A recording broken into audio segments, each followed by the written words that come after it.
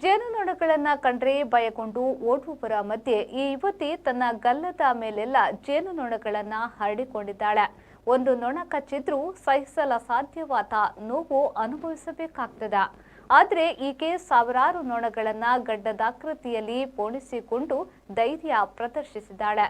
ಸ್ವಲ್ಪ ಎಚ್ಚರ ತಪ್ಪಿದ್ರೂ ಜೇನುನೊಣಗಳಿಂದ ದಾಳಿಗೆ ತುತ್ತಾಗಬೇಕಾದಿತ್ತು.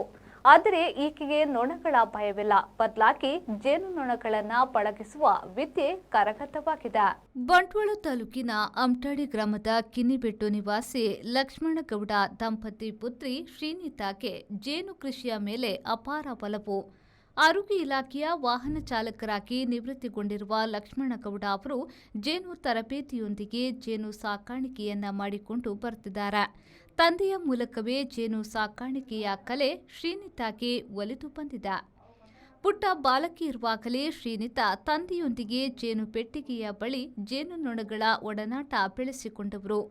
ಜೇನು ಪೆಟ್ಟಿಗೆ ಜೋಡಣೆ, ಎರಿಗಳ ಜೋಡಣೆ, ಜೇನು ಕುಟುಂಬ ನಿರ್ವಹಣೆ, ರಾಣಿ ಜೇನಿನ ಗುರುತಿಸುವಿಕೆ, ಪೆಟ್ಟಿಗೆಗೆ ನೊಣಗಳ ಸ್ಥಳಾಂತರ, ಜೇನು ಸಂಗ್ರಹ ಮೊದಲಾದ ಜೇನು ಕೃಷಿಗೆ ಸಂಬಂಧಪಟ್ಟ ಎಲ್ಲ ವಿದ್ಯೆಯನ್ನ ಬಾಲ್ಯದಿಂದಲೇ ಕರಗತ ಮಾಡಿಕೊಂಡ ಕಾರಣ ಈಗ ಜೇನು ಸಾಕಾಣೆಯ ಬಗ್ಗೆ ತರಬೇತಿ ನೀಡುವಷ್ಟು ಶಕ್ತಳಾಗಿದ್ದಾಳೆ. ಸಾಮಾನ್ಯವಾಗಿ ಬಂಟ್ವಾಳದಲ್ಲಿ ಜೇನು ಕೃಷಿಯ ಪ್ರಾಯೋಗಿಕ ತರಬೇತಿ ಲಕ್ಷ್ಮಣಗೌಡ ಅವರ ಕಿನ್ನಿಬೆಟ್ಟುವಿನ ಮನೆಯಲ್ಲಿಯೇ ನಡೆಯುತ್ತಿದೆ. ಈ ಸಂದರ್ಭದಲ್ಲಿ ಮನೆಗೆ ಭೇಟಿ ನೀಡುವ ಶಿಬಿರಾರ್ಥಿಗಳಿಗೆ ತಂದೆಯೊಂದಿಗೆ ಶ್ರೀನಿತಾ ಕೂಡ ಸಹಕರಿಸುತ್ತಾಳೆ. ಸಂದೀಪ್ ಸಾಲ್ಯನ್, ವಿ4 ನ್ಯೂಸ್, ಬಂಟ್ವಾಳ.